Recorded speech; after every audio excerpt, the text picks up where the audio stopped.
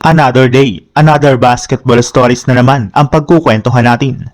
At ngayon nga ay pag-uusapan natin ang balitang mapipilitan nga po ang Los Angeles Clippers na tanggalin si Kawhi Leonard at ang balitang posibleng pagkuha ng Los Angeles Lakers kay Chris Middleton. Base nga po sa isang NBA insider, pinagpapatuloy pa rin nga po ng NBA ang pag-iimbestiga sa ginawang under the table ng Clippers para makuha lamang si Kawhi Leonard noong taong 2019 sa free agency.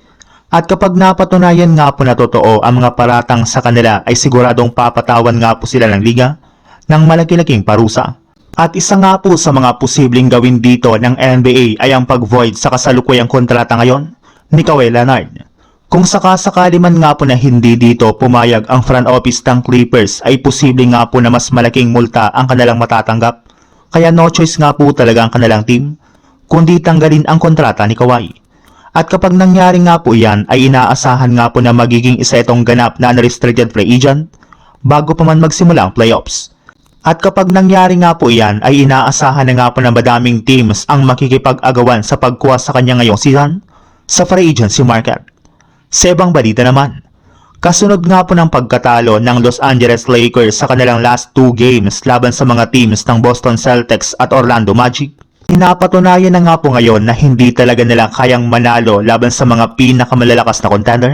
Kaya kailangan na nga po talaga na gumawa ng another pagbabago sa kanilang lineup bago pa man magtapos ang Pebrero.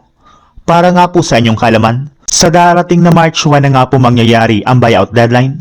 Kaya kung gusto man nga po ng Lakers na mapalakas ang kanilang lineup bago ang playoffs ay kailangan nga po nalang kumuha ngayon ng at least isang bagong player.